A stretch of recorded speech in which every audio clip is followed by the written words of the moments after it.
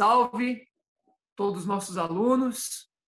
A gente vai começar mais uma das nossas exposições, nosso projeto de fazer a filosofia, apresentar a filosofia de um jeito mais dialogal, mais aqui uma ideia, trocando um pouquinho de experiências e fazendo com que fique um pouquinho mais dinâmico isso para vocês. Estamos com o nosso querido professor Alex. Hoje nós vamos, então, seguindo nossa última aula, né? A gente falou sobre os sofistas, tem também sobre o Sócrates, um vídeo para vocês. E agora, dando sequência, então, à história da filosofia, nós vamos falar um pouquinho sobre o Platão. E o que a gente pode falar, então, do Platão, querido professor Alex? Salve, meu companheiro Caio, parceiro de todas as horas. Galera, né, muito bom estar com vocês aí mais uma vez, tentando fazer um trampo aí um pouco diferente, como o Caio já tinha comentado, né? E, bom, já me deixa o ensejo, né, de pensar o que podemos discutir sobre a filosofia de Platão, claro.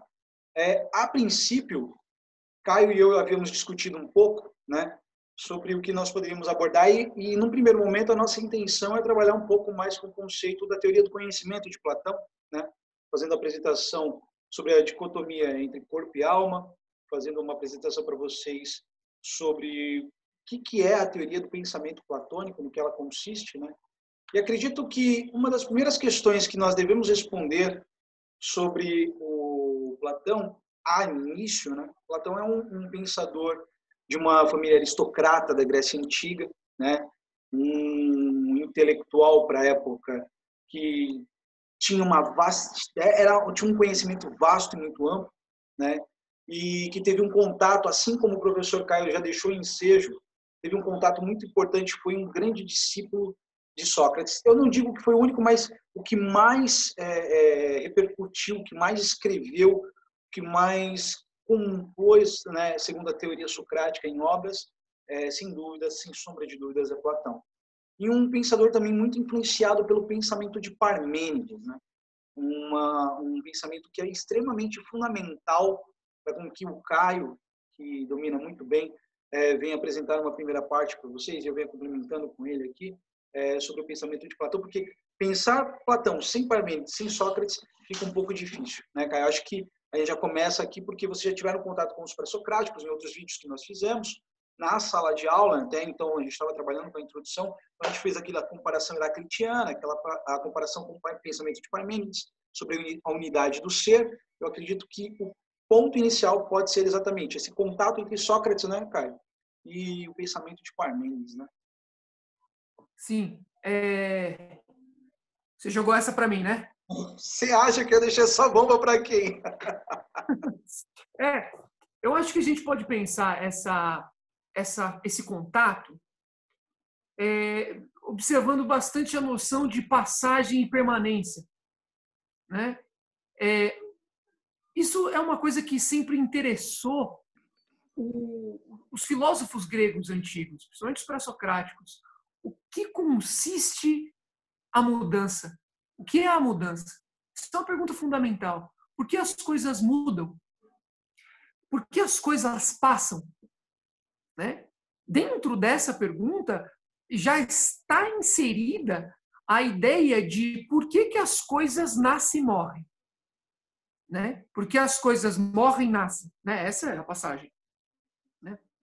Então a gente sabe que há um pensador, que é o Heráclito, que foi transmitido historicamente como um filósofo da passagem.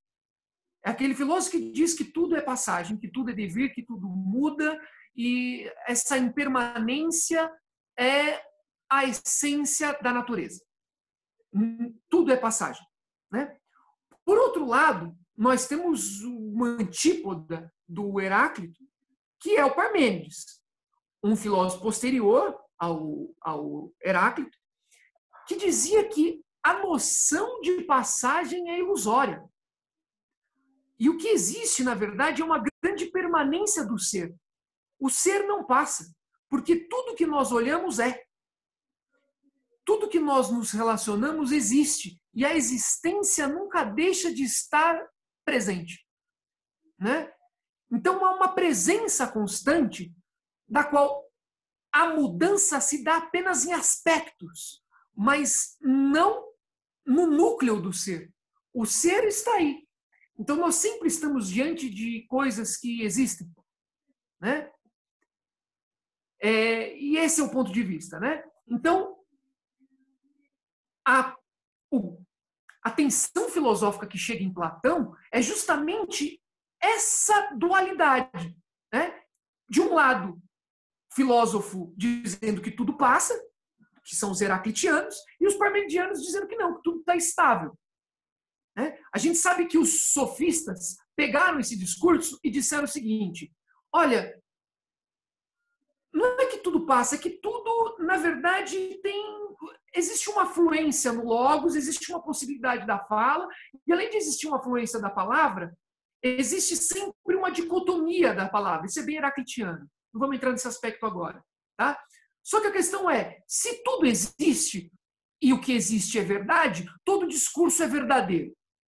Tá? É alguma coisa mais ou menos assim. Eu estou resumindo bastante, mas para vocês entenderem que, em suma, aquilo que o Heráclito disse e que o Parmênides disse era a pauta da época, né? Entre passagem e permanência. Como que se dá a noção de passagem e permanência, mais ou menos por Platão, Alex? Leva aí, o que você acha que pode ser dito a respeito de passagem e permanência, corpo e alma? Leva. Existe uma concepção em Platão, não acho que de algo estático, né? Na teoria de Platão, ele consegue perceber que há, de fato, sem sombra de dúvidas, uma questão do movimento. Mas o movimento ele é captado pelos sentidos, né? Que a nossa percepção sobre durabilidade, sobre comensurabilidade, sobre a noção do que é e do que não é, está calcado na disposição do tempo, né? Para ele, essa ideia de que as coisas estão em grande mudança só podem serem percebidas pelo mundo sensível. Uma vez dito isso, aqui nós já estamos entrando, segundo o que o Caio acabou de apresentar, né, sobre essa ideia de, vamos chamar de um monismo inicialmente, né? Nessa ideia de que as coisas elas estão mudando, estão sendo alteradas, porque nós captamos essas coisas por meio dos sentidos, né? E o Platão ele começa a evidenciar, a apresentar uma primeira preocupação, né? E por meio disso vem uma nova evidência. A preocupação dele, seria possível conhecer a verdade das coisas por meio dos sentidos? É uma das perguntas que a gente consegue assistir, por exemplo, na teoria de Platão. E ele vai dar indícios de que não. Isso por quê? Aí entra o ensejo da filosofia socrática, né? Muito bem concatenada com o pensamento de Parmênides. Quando Sócrates disse que nós só conheceríamos o bem, só conheceríamos a verdade, quando todos os sujeitos acessassem uma verdade universal, ele aponta a ideia de que todos nós, ao mesmo tempo, acessaríamos a mesma coisa, né? Da mesma forma. Então, com quase o mesmo sentido estético, com quase o mesmo sentido ético, com quase acessando aquilo que nós vamos chamar de eidos, né? E é por meio dessa concepção que Sócrates aponta e dá um indício de que a verdade ela tem que ser abstraída, racionalizada, né? Então ela tem que ser algo que o homem acessa por meio de um intelecto, por meio de uma razão. E aqui há a busca do conhecimento verdadeiro, né? Que tecnicamente, segundo o contato com Platão, me permite, aliás, o contato com Sócrates permite a Platão acessar a ideia de que esse mundo verdadeiro, o mundo do conhecimento verdadeiro, ele não está aqui, mas está na ideia, né? Na ideia, na essência das coisas que eu posso tirar, que eu posso acessar, né? Então, tudo que me é permitido conhecer por meio dos sentidos é questionável. Então, eu devo abdicar das condições físicas e corpóreas, me distanciar disso, buscando o conhecimento que seria alcançado pelas ideias. Uma obra que trata muito bem isso é o Mito da Caverna, né? Que vocês têm acessos aí em números para acompanharem o Mito da Caverna, mas é a ideia de que a busca do conhecimento ela parte de você, por isso que o conhece a ti mesmo é tão importante. E essa busca do conhecimento que parte de você, ela vai ser uma jornada longa, solitária, de alguma forma solitária, e ela vai te permitir alcançar a essência das coisas. E automaticamente, você se distanciando das condições corpóreas, do conhecimento corpóreo, passaríamos a acessar a verdade universal, que o próprio Platão indica, né, que é o uno, né, imutável e, de certa forma, eterno. Né, Caio?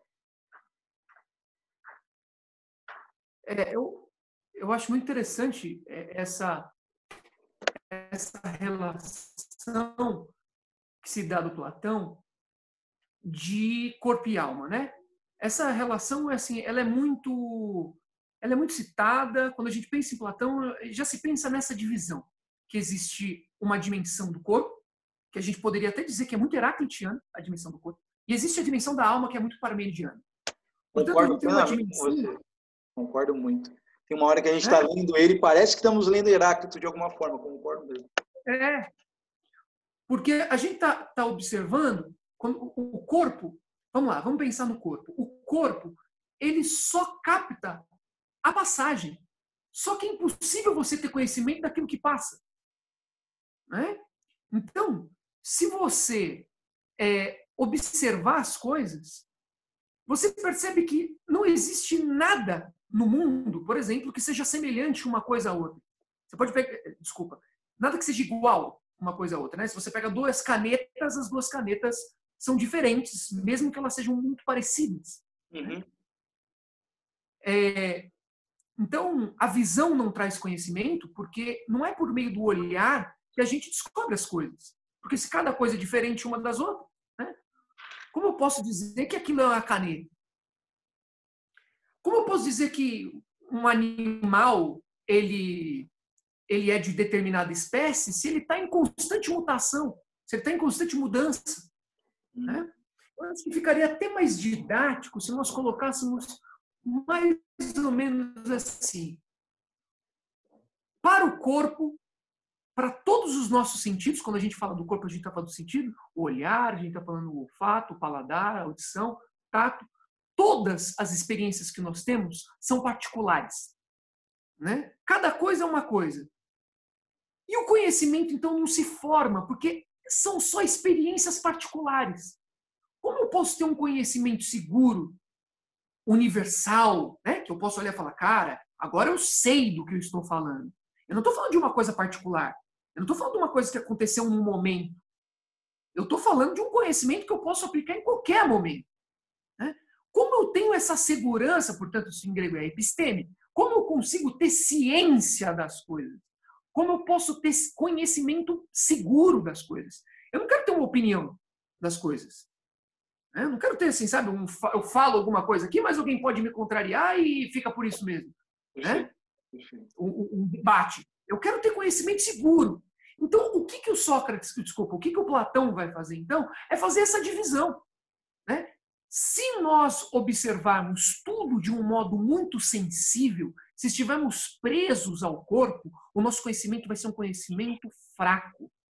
É uma forma de conhecimento? É, mas é uma forma de conhecimento fraco. É doxa. Né? Pistes, enfim, não cabe agora. Mas são formas de conhecimento fraco. Ou é uma crença, ou é uma opinião. Pode ser até uma opinião certa, mas não tem consistência. O que faz, então, que a gente tenha um conhecimento forte? A gente tem que, então, fazer um caminho de ascese. Perfeito. Isso está sempre muito forte no Platão. Né? Que eu acho que você finalizou dessa que está no Platão. O que é ascese? Esse processo de você está no baixo e você começa a subir, a escalar. O mito da caverna é isso. Literalmente, acendeu, né? Isso, acendeu, né? Ó. A luz tá... Ficou lindo, né? Você pegou certinho, hein? Proposital, fiz de propósito, cara. Eu já deixei aqui, já sabia que ia falar de Platão, deixei essa coisa de baixo para cima. Entendeu? Para ficar aqui, ó. Aí, cabeça iluminada. Então, retomando a nossa... Tem esse sentido, né? O fogo é exatamente aí que permite clarear, né, as coisas. Iluminar o que estava aí até então desconhecido. Só que é curioso, lá você tem a sensação de que você está vendo, segundo o mito da caverna. Mas, na verdade, então, só queria colocar uma coisa. Claro.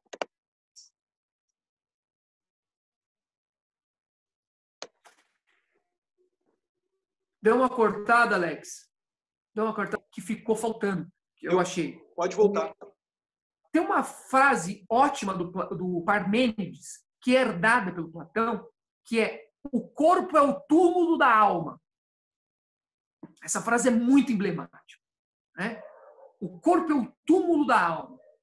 O corpo é o que nos leva ao erro. Quanto mais nós somos sensíveis, quanto mais a gente fala assim, eu sei porque eu vi, eu sei porque eu provei, eu sei porque eu toquei, Platão, esse conhecimento é o mais merda possível.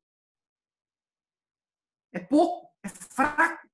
Ele não tem consistência, esse conhecimento. Qual que é o conhecimento verdadeiro? Reflexão, e nós estamos pensando aqui na dialética, nós estamos pensando aqui numa conversa, numa coisa que vai subindo cada vez mais uma conversa, e que o conceito é captado. Então eu não sei do que, por exemplo, o que é uma cadeira, porque eu vi milhões de cadeiras, porque eu toquei em milhões de cadeiras. Eu sei o que é uma cadeira porque depois que eu vi, depois que eu toquei, eu consegui captar a essência das cadeiras. E isso só é possível ser feito através da razão. Minha mão não sabe o que é cadeira, meus olhos não sabem o que é cadeira, né? Meu ouvido não sabe. Eu só sei o que é cadeira porque, a partir de todos os dados que eu consegui ter de cadeira, minha mente pegou aquilo que é o suprassumo de todas essas informações. É o que é de mais essencial. E isso é a essência, é o conceito. Cadeira é um objeto que serve para sentar, que tem um assento, que tem um encosto, e aí você chega no conceito, né, do que é cadeira.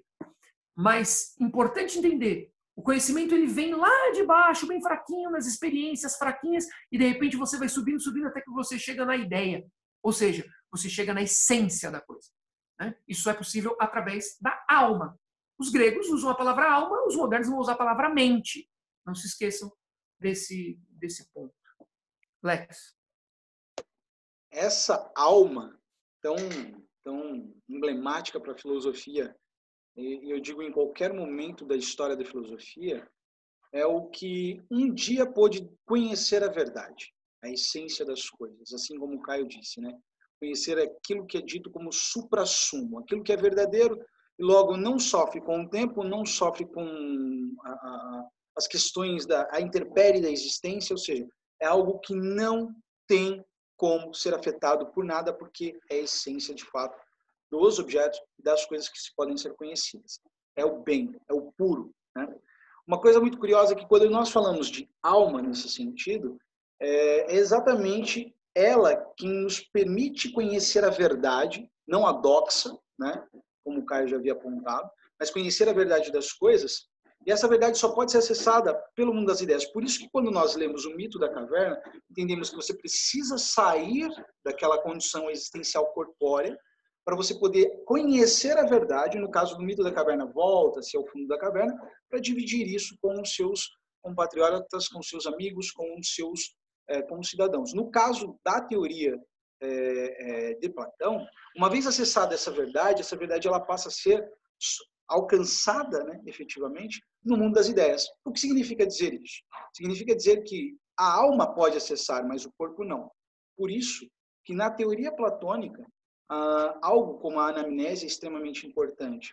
Quanto mais você efetua essa busca, essa introspecção, essa análise interna intelectiva, mais você está próximo do conhecimento verdadeiro e, obviamente, distante das doxas, mais você está distanciando. Para isso, então, Platão ele indica um método para você poder promover essa ascensão. Né? É o distanciamento das falácias, desse conhecimento falacioso, por meio de uma análise crítica, de imersão. Quase que chamaríamos de uma metanoia nesse exato momento, Caio? Poderíamos dizer que é uma espécie, um princípio de metanoia? Sim, né? Metanoia é o processo, né, de você ir ascendendo cada vez mais até chegar no nous, até chegar no conhecimento mais profundo. Isso, porque você precisa, né, dessa análise crítica para você poder se distanciar dessas questões como doxas, né? Isso. É interessante, outra coisa que é importantíssima a gente falar de Platão, acho que aqui deu o gancho para isso, é que ele é o pai da metafísica. O que nós estamos falando, no final das contas, com todos esses caminhos que a gente foi abrindo aqui, é que existe em Platão a ideia de que existe algo além desse mundo. Tem alguma dimensão que a gente não percebeu. E essa dimensão é a dimensão das ideias. E o que nos parece, aqueles que não são filósofos, aquele que não percebeu, ele acha que o conhecimento vem do corpo, mas ele está completamente enganado, porque tudo é um processo da alma. Nós estamos dentro da nossa cabeça o tempo todo. Seria como se fosse isso, né? É difícil a gente colocar em Platão uma coisa assim muito subjetivista, uma coisa bem assim, sabe, uma coisa meio quase ideologia alemã, né? Não é bem isso, né? A gente sabe que o grego antigo sempre pensa de um ponto de vista bem objetivista. As ideias não são uma coisa meramente assim etéreas que ficam na mente, né? Para Platão, as ideias são entidades, né? As ideias são coisas reais. Quase entidades. São entidades, né? A gente pode colocar assim, né? De uma maneira mais didática. E o que é preciso entender é que, além desse aspecto grosseiro e temporal do mundo, existe uma dimensão muito mais sofisticada do que essa, e ela não é assim um além judaico-cristão, cristão mesmo, né? Essa coisa de um outro mundo marcado, como tem esse mundo e um outro mundo. Esse outro mundo, que é o mundo das ideias, ele é um mundo que está aqui. Sim. A cada ideia que você tem na cabeça, você já está no mundo das ideias, de certo modo. Né? Você já está conectado com o mundo das ideias. Ainda que aqui, tendo corpo, né, tendo sensibilidade, essa experiência pura das ideias está contaminada. Porque corpo e alma é uma bagunça. Então, nossas ideias vão ficando todas bagunçadas. Como você faz, então? É um processo de ascese, né? Estilando, como que purificando, né? Os conteúdos do corpo, vai se afastando do corpo e cada vez mais vai ficando com aquilo que é de importância maior, que é o conceito, que é a ideia. Quando se tem as ideias, você tem uma visão ampla e clara do mundo. E a partir daí, você pode agir eticamente no mundo. Porque você está aí puro, né? Platão teve contato com os órficos, a gente pode esquecer isso. Platão tem uma coisa religiosa. Sim. Né? E a gente não pode esquecer da influência religiosa que teve na Idade Medieval, no cristianismo. De modo geral. Né? De modo geral. Né? A gente vê o cristianismo, sim, pelo menos a patrística, fortemente influenciada. Por isso que é medievalista, pode falar melhor. Né? Mas a gente sabe que isso ocorre. Né? Então, é importante nós termos isso em mente. Platão é o filósofo da metafísica. O que é metafísica? Existe algo que está além da física, que está além da natureza, que é sutil. Não pense assim, tem a natureza aqui, num estrato, e aqui em cima tem o mundo das ideias, né? E você sai daqui e vai para o outro mundo. Está tudo aqui, misturado. Né? Se você purificar, se você deixar decantar, né? Essa coisa do corpo, você percebe a luz das ideias. É a leitura que eu faço. Uma curiosidade é que o Platão ele ainda divide a alma em 3 partes, né? A alma que ele compreende como uma alma totalmente irracível, né? Essa alma irracível, ela seria uma alma que localiza-se no peito, né? Por ser o que nós chamamos de paixões, né? São as almas emotivas. Nós temos uma alma de natureza concupiscente, que estaria localizada na região do ventre, né? É uma alma que ela não tem o sentido de mediar essa relação entre alma concupiscente e alma racional, e o que ele chama de alma racional, que é aquela que está localizada na região da cabeça. Então a gente consegue perceber, dentro até da mitologia, né, dentro do mito da caverna, os níveis que ele aponta são os níveis do conhecimento. Está ainda muito preso e amarrado às necessidades. Está preso às paixões, né? Se libertou. Se liberta e alcança a luz e a clareza pura e plena da racionalidade, né? Muito, o que a gente também tem, que a gente observa que muito se fala da ideia de você buscar o conhecimento do mundo ideal, é justamente porque tem uma associação entre o termo psique, que é alma no grego, com a ideia de alma religiosa, né? E por isso que se dá a ideia de que parece que você precisa sair deste mundo e para o outro mundo para você alcançar a verdade, né? Porque houve esse vínculo muito sólido entre a tradição cristã, né, a filosofia cristã da patrística e a tradição platônica, né? Esse vínculo foi tão forte que houve essa mistura nas interpretações. Por isso que o Caio aponta a ideia de que você tem o Nietzsche, aqui, né? Claro, Caio. O Nietzsche falava que o cristianismo é platonismo para massas. Verdade. Né? Para ver como, assim, né? Enfim, sabemos qual é a posição do Nietzsche. Nietzsche é um filósofo que faz fortes ataques à tradição platônica e o cristianismo. Sim. Mas para ver que ele, como historiador, né, conhecedor, filólogo, ele não é formado em história, mas, enfim, é um grande pesquisador da história, ele dizia essas coisas. Né? Então, é uma autoridade para ser citada. Eu só queria fechar, Alex, com o mito da parelha alada, que eu acho que ele é muito significativo e ilustrativo também, para a gente entender mais ou menos o que está sendo dito aqui. Um resumo. Né? O mito é mais ou menos o seguinte: é dito que existe um cocheiro, né? Alguém que está segurando uma espécie de carroça, vai? E nessa carroça tem... É uma carruagem, né? Uma carruagem, né? Isso é. E nessa carruagem existem... Desculpa, Caio, acho que você precisa voltar, porque travou. Né? Um branco e tem tendências opostas. Tá vivo aí? Acho que deu uma travada, mas agora foi, agora tá legal. Tá. Então, vamos lá, né? Nessa carruagem tem 2 cavalos, né? Um de cor branca e outro de cor preta. O de cor branca... Continua aí que eu já venho. Fechou. O de cor branca, ele quer o tempo inteiro subir. Ele tem esse processo de ascese, que é importante, né? No pensamento do Platão. E ele se direciona ao mundo dos deuses. Enquanto que o cavalo preto, ele está o tempo inteiro descendo. Fazendo referência ao mundo sensível, ao corpo. Né?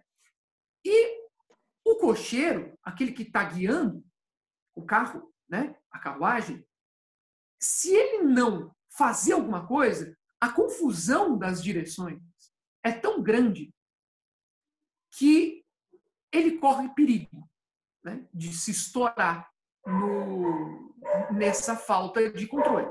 Né? Então, o que é necessário ser feito?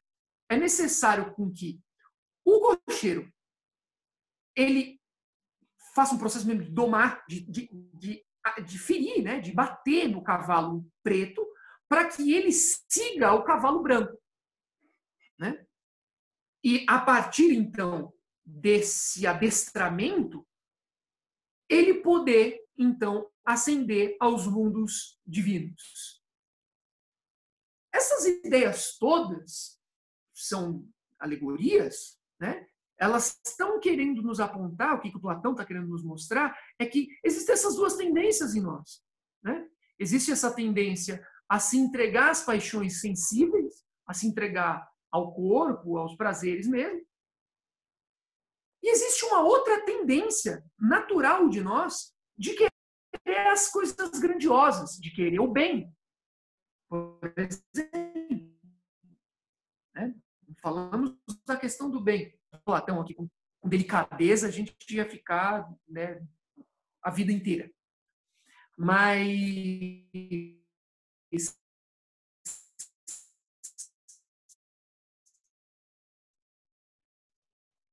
ele erre o alvo, por mais que ele não consiga muito bem lidar com essas questões da paixão, essas questões do corpo, essas questões de intenções pessoais, no fundo, o que está por trás disso tudo é um desejo do bem.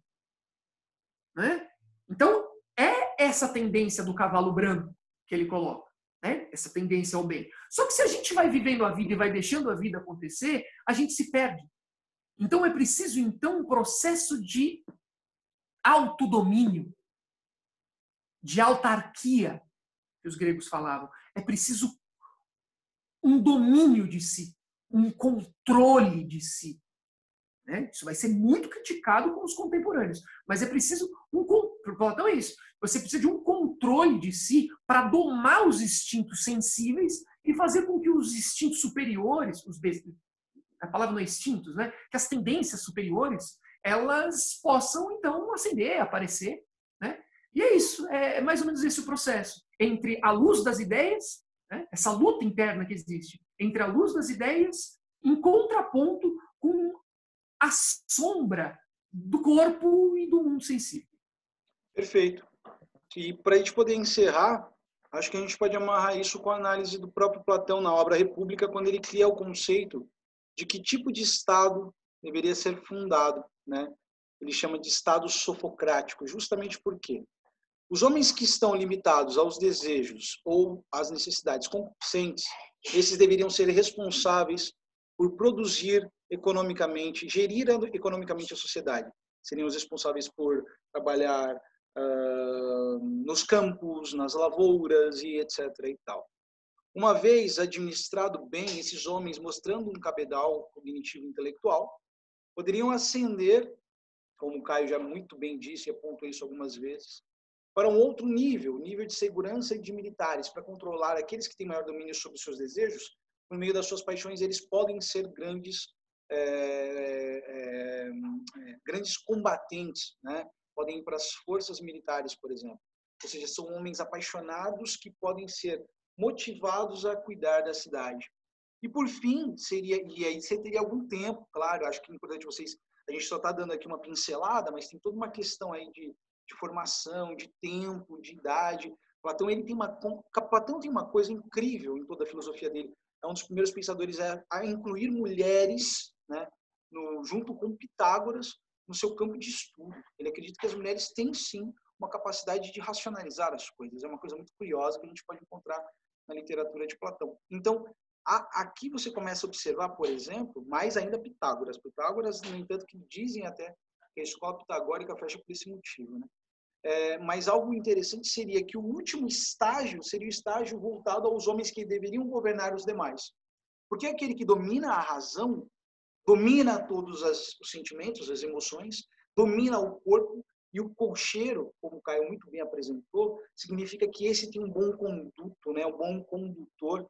Então, isso significa dizer que ele vai levar não só ele, mas toda a sociedade para um bom destino, para um bom caminho. Então, toda a filosofia de Platão, desde o conceito epistemológico até o político, se amarra, né? Ela está literalmente bem trabalhada, bem amarrada, o que permite com que nós venhamos fazer essa análise, essa avaliação da filosofia platônica. Certo, Cão? Certo, meu cão. Eu acho que é isso. A gente falou de bastante coisa, teve muitos conceitos. A ideia é essa mesmo, que a gente consiga, assim, constelar poder passear, pesquisar depois, ou pergunta pra gente aí, vai ser postado no YouTube, acredito. Sim. E aí vocês colocam embaixo, ou falam nos grupos que a gente está junto, vocês podem fazer a pergunta que vocês quiserem. A gente vai ter depois uma live, né, o Alex? Sim. E que a gente vai estar disposto para vocês se especializarem em alguma coisa. Nossa intenção aqui não é trabalhar em profundidade, mas deixar o papo fluir, né? Fazer o logos andar, fazer a conversa rolar à vontade, né? Então, é isso aí que a gente fez hoje e que a gente vai continuar fazendo. Tomara que vocês apreciem junto com a gente. Sem dúvida. Fechou? É isso, meu irmão. Abraço, hein? Sempre bom. Paz. Logo mais estaremos juntos de novo aí. Até mais. Tomara. Falou. Valeu!